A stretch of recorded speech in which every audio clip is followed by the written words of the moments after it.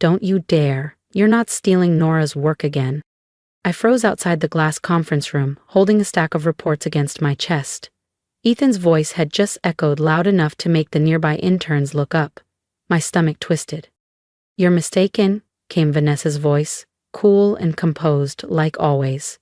I've spent months nurturing the Ventratech relationship, Nora simply presenting my vision.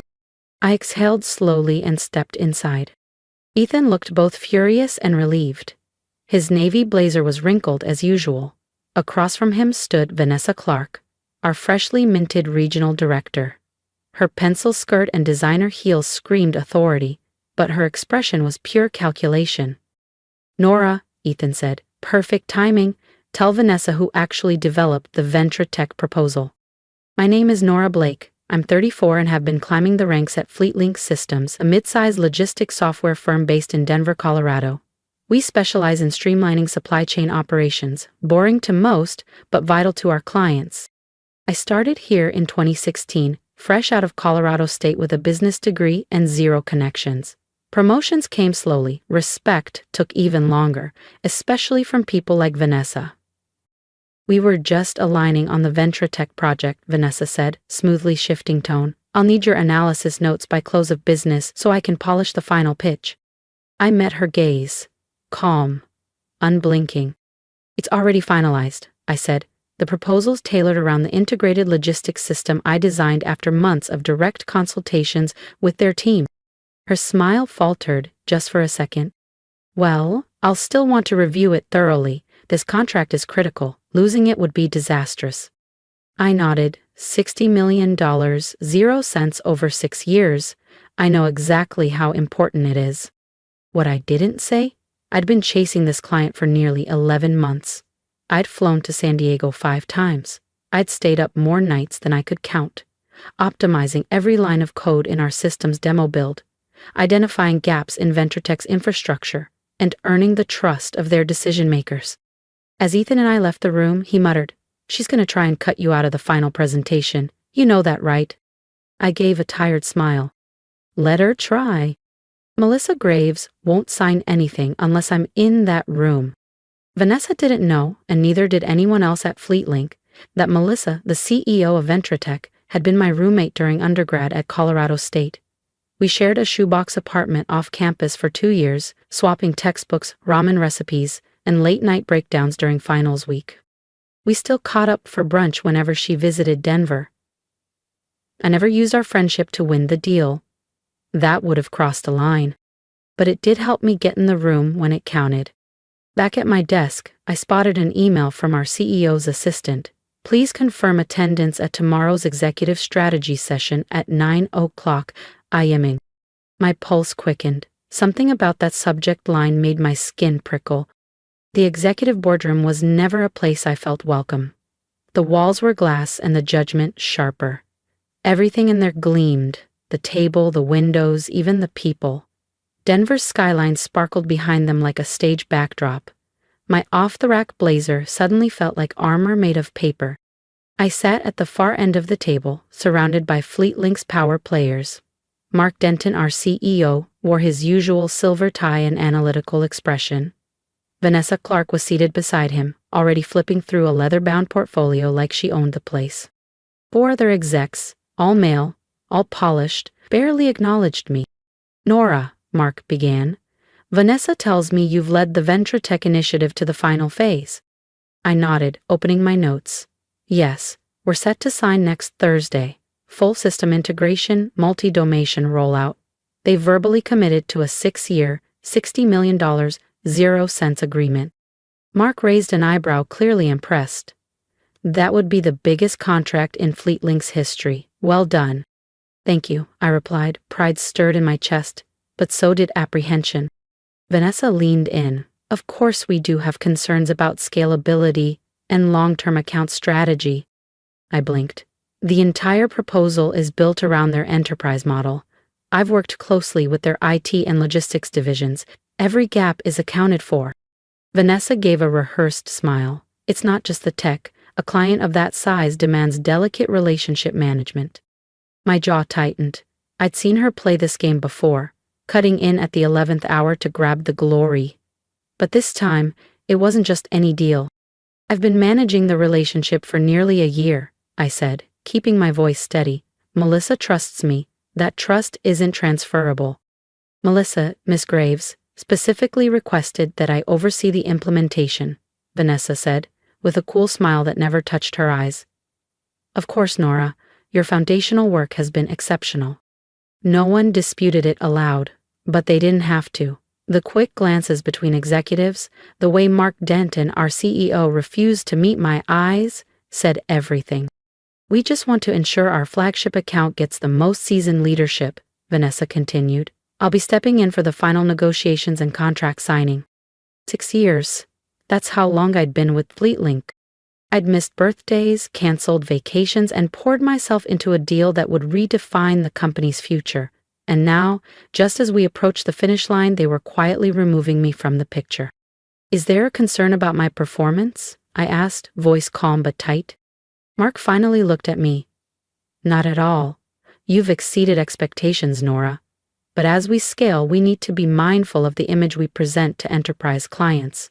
Vanessa brings a level of Fortune 500 experience that, well, you simply haven't had.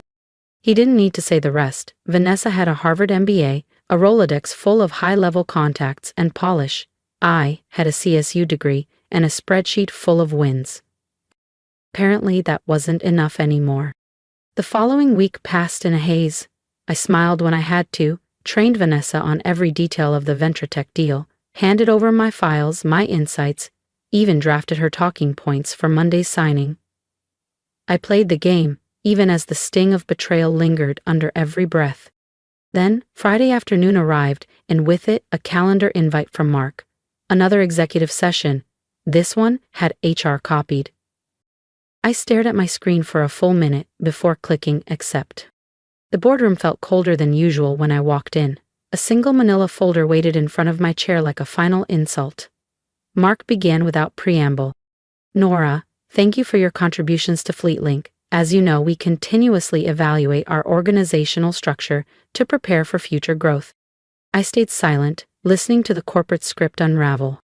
And as part of this realignment, the business development department will be undergoing restructuring. Effective immediately, your position is being eliminated. 6 years, gone in a euphemism. I see, I replied, voice steady. Why now? Just days before we close the largest contract in company history. This isn't about Ventratech, Mark said. But we both knew the truth. It absolutely was. We need to elevate the team's credentials as we move into enterprise growth mode, Mark said carefully. You mean you need people with fancier diplomas? I replied, my tone flat. His jaw tensed. We need leaders with elite academic backgrounds and a record of enterprise-level exposure. His eyes flicked, just for a second, toward the CSU diploma that was now packed in the cardboard box beside my feet. Vanessa leaned forward, voice smooth as ever. We're prepared to offer you a generous transition package. 3 months' pay, full benefits, and a letter of recommendation. How thoughtful, I said, the bitterness finally rising. My cheeks flushed with a heat I couldn't control. 6 years, and that's what my work was worth? A tidy corporate send-off and a template letter. The HR manager, Susan something, I think, pushed a manila envelope across the table. Everything you need is in here. We'll collect your badge and laptop before you go. I looked around the room, trying to find even 1 ounce of sincerity or gratitude in their expressions. But all I saw was discomfort.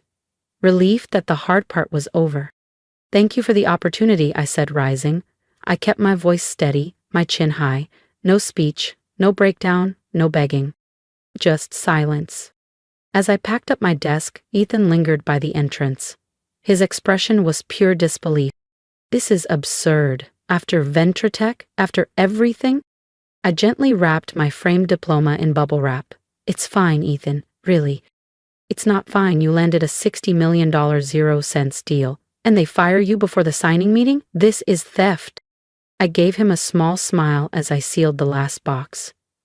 They made their choice, and come Monday morning, they'll realize exactly how wrong it was. What do you mean?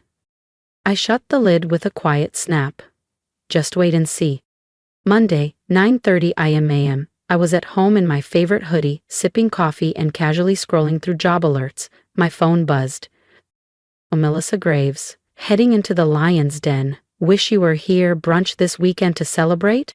I smiled and texted back, absolutely, call me after. What Melissa didn't know, what I hadn't told her, is that I wouldn't be in the room. I hadn't mentioned my termination when we caught up briefly over the weekend. Some would call that manipulation. I call it letting the truth arrive on its own schedule. Another text popped up. Melissa, can't wait to work with you on this. I placed the phone down, the knot in my stomach tight but resolute. Showtime was just beginning. Part of me felt a twinge of guilt for not warning Melissa.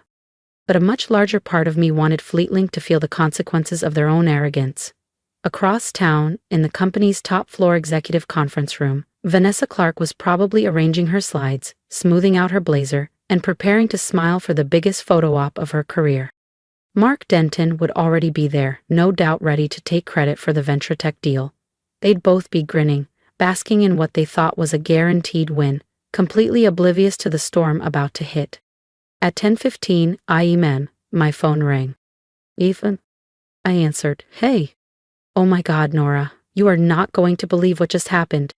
Try me, I said, casually setting my coffee mug on the table. Melissa Graves walked into the boardroom, looked around, and the first thing she said was, "Where's Nora?" Vanessa tried to explain you were no longer with the company, but Melissa cut her off. She said, and I quote, "If Nora isn't involved, we need to revisit this agreement immediately." I closed my eyes, picturing the exact look on Vanessa's face as the rug was pulled out from under her. What did Mark do? Started flailing, Ethan replied. Something about teamwork and strategy and how they're evolving internal structures. Total nonsense. But Melissa wasn't buying any of it. She made it clear that you were the reason Ventratech was even considering Fleetlink. No you, no deal. A sharp, quiet satisfaction settled over me. I'd left the paperwork unsigned for a reason. Where are they now? I asked. In Mark's office. It's full-blown chaos here. Vanessa's practically spiraling. She called legal, trying to see if there's a way to enforce the verbal agreement. There isn't, I said flatly. I made sure of that. Ethan paused. How did you know she'd back you? I hesitated, then decided he deserved to know. Melissa and I were college roommates. We've been close for over a decade. Silence. Then a soft, almost reverent, "They had no idea, did they?" Nope, they looked at my CSU diploma and assumed I had no powerful network, that I wasn't worth investing in. So what happens now? That was the question I'd been wrestling with all weekend. Did I want to watch Fleetlink crash and burn? Or step in with leverage?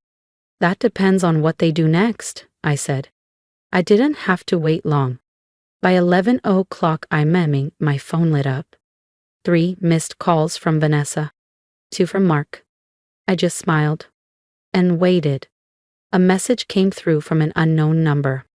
It was Susan, from HR, suddenly texting me like we were old friends. The tone was polite but cracking at the edges. Another followed minutes later, then a string of missed calls. I let it all stew for another hour before finally answering Mark Denton's 4th attempt. Nora, he said, his voice thick with relief, we need to talk. I'm listening, I said coolly. There seems to be a misunderstanding with Ventratech. Ms. Graves is under the impression that you're essential to the deal. That's not a misunderstanding, Mark, I replied, keeping my tone calm. That's a fact. Silence. I could practically hear him taking off his glasses and pinching the bridge of his nose, the way he always did when negotiations started slipping. Perhaps we acted hastily on Friday, he said. We'd like to discuss bringing you back in to oversee the Ventratech implementation. I laughed before I could stop myself. You fired me 3 days ago because I didn't have an Ivy League pedigree, and now you want me back? Because you're about to lose a $60 million 0 cents contract. That's not, he began. Exactly what happened?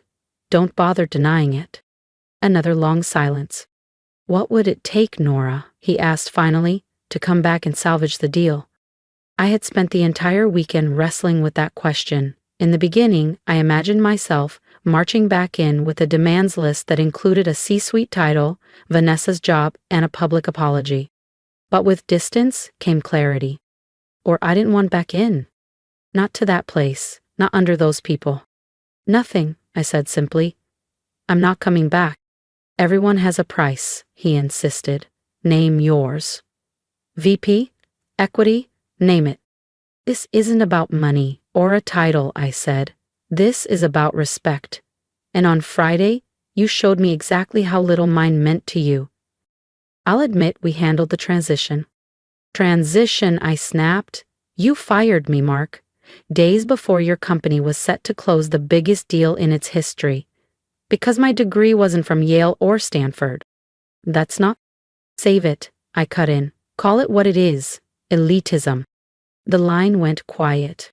When he spoke again, the boardroom polish had faded from his voice.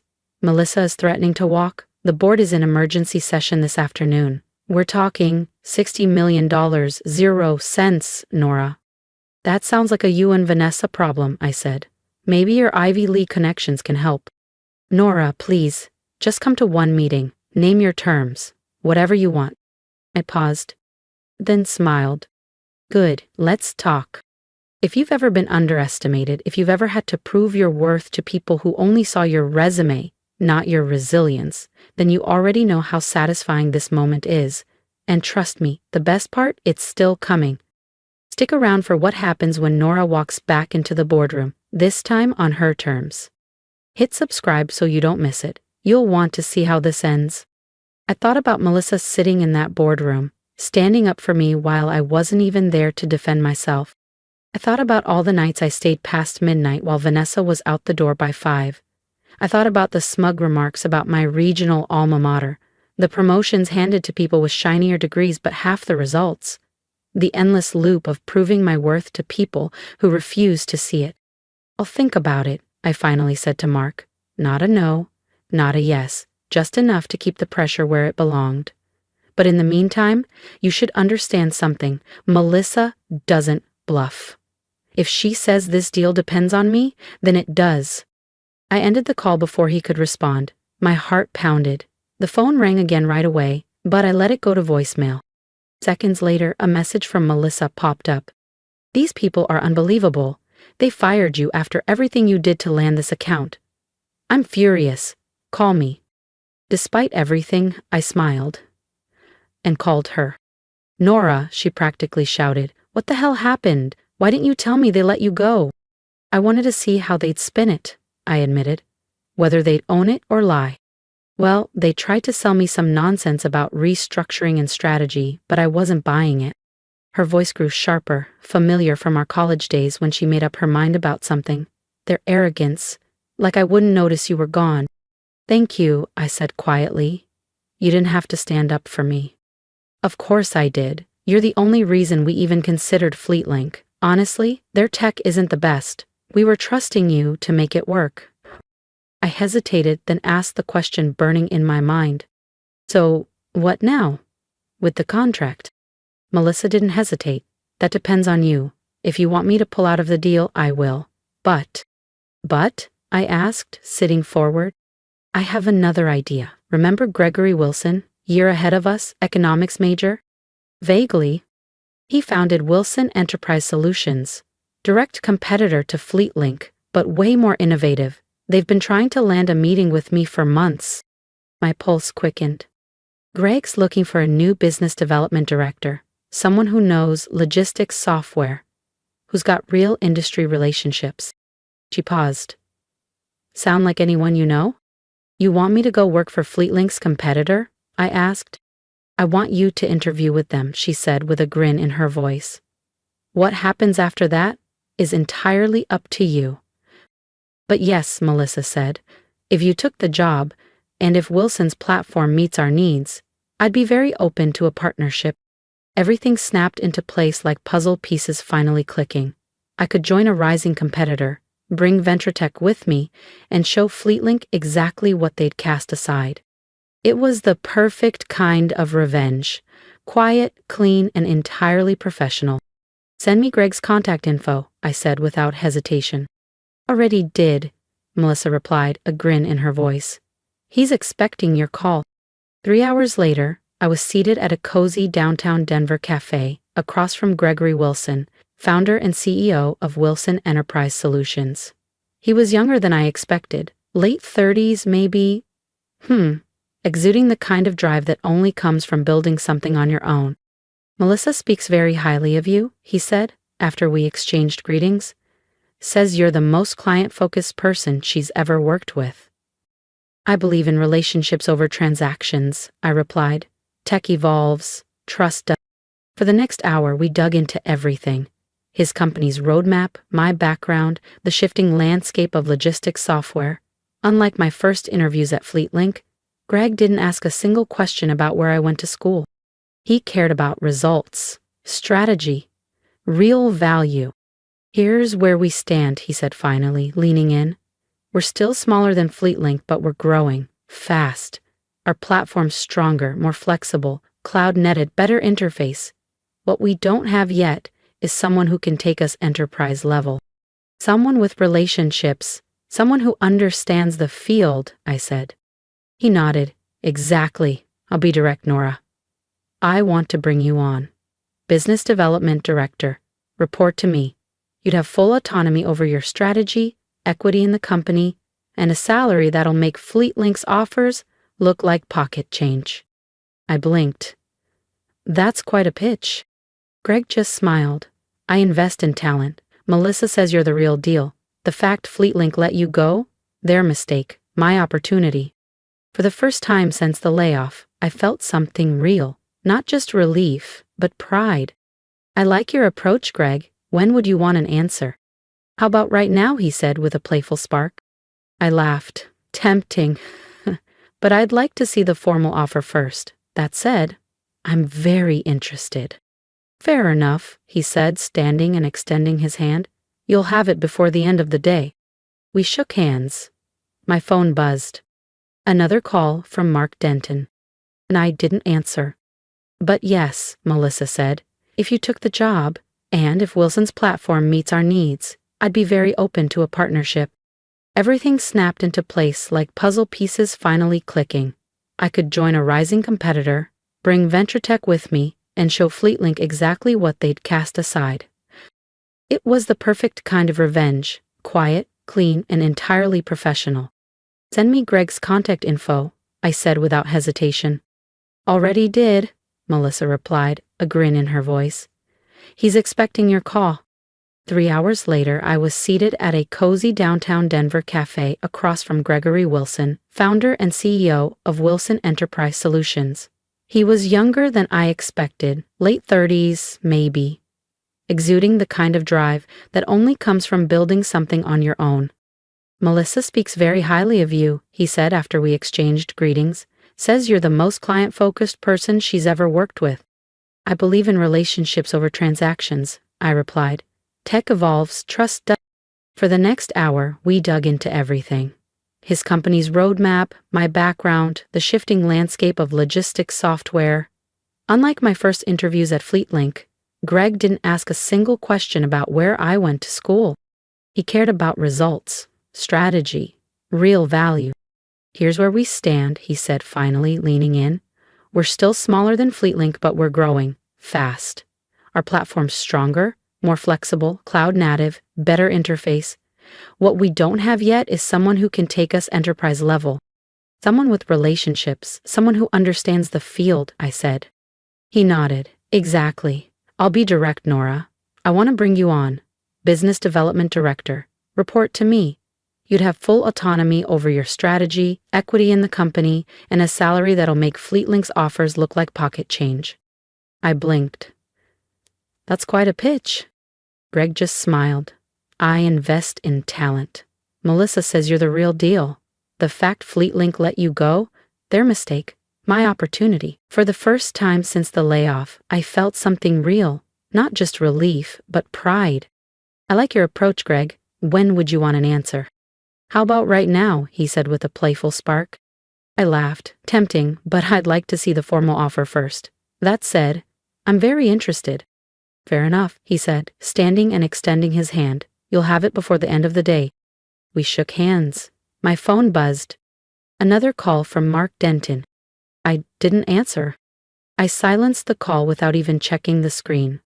Problem? Greg asked, catching the flicker of motion. Not anymore, I said, smiling with certainty. By the time I got home, my phone showed 7 missed calls from FleetLink executives. 3 voicemails, each more panicked than the last. One from Vanessa, one from Mark, one from Susan in HR of all people, and then an email from Vanessa herself, practically begging for a meeting. I deleted them all. Then I opened the offer letter Greg had sent. My breath caught. Base salary double what I was making at FleetLink, substantial equity, a generous signing bonus, a relocation allowance if I ever wanted to transfer out of Denver, but more than anything, it was the title and respect I'd fought years to earn and never received. I signed and sent it back without hesitation. Then I called Melissa. It's done, I said, grinning. I start at Wilson on Monday. Perfect, she replied. I could hear the satisfaction humming in her voice. I just sent FleetLink the official notice. We're withdrawing from the contract discussion. How'd they take it? I asked, pouring myself a glass of wine. Like they'd been hit by a truck, Melissa said flatly. Mark even implied they might pursue legal action. I snorted. On what grounds? We never signed. Exactly what I told him, and I added that we're considering alternative vendors who better align with our long-term vision. I grinned. Let me guess. You're meeting with Wilson next week. Tuesday morning, she confirmed. Thought you might want to join. I laughed, genuinely for the first time in weeks. Wouldn't miss it for the world. The weeks that followed were a master class in poetic justice. I stepped into my role at Wilson Enterprise Solutions the following Monday, full of energy and purpose. Greg handed me the reins. No micromanaging, no ego, just trust and room to lead. My first task as business development director? Finalize the venture tech proposal. Tuesday came. I walked into the sleek Wilson conference room with confidence, greeted Melissa with a warm hug, and dove straight into the presentation. This time, I wasn't just a contributor, I was leading the charge. 2 hours later, we walked out with a signed preliminary framework. $45 million 0 cents over 5 years. Slightly under what FleetLink had pitched, but with far better infrastructure, service guarantees, and innovation baked into every deliverable. Word got out fast. When the industry learned that venture tech had chosen Wilson over FleetLink, especially after I'd been let go, calls started flooding in. Colleagues, old clients, even former competitors now wanted to know, why did you leave? What makes Wilson different? I didn't badmouth FleetLink. I didn't need to. The truth was clear. They let go of the woman who built the biggest deal in their company's history. And the moment she walked away, so did the deal. It became the kind of cautionary tale that executives whispered about at logistics summits and SaaS expos. 3 months into my role at Wilson, I got an unexpected message on LinkedIn. It was from Ethan, my old teammate at FleetLink. Vanessa was let go yesterday. The board cited the venture tech fallout and failure to retain key talent. Thought you'd want to know. I felt a flicker of satisfaction, quickly followed by concern. How are things over there? I typed. Tense, real tense, stocks down 30% since the venture tech exit, layoff rumors everywhere. I didn't gloat. Instead, I sent back. If you're ever looking for a change, Wilson is hiring. We value results over resumes here. 2 weeks later, Ethan joined my team. He was the first of several talented FleetLink refugees who followed over the next few months, people overlooked for lacking Ivy League credentials, but stacked with grit, loyalty, and results.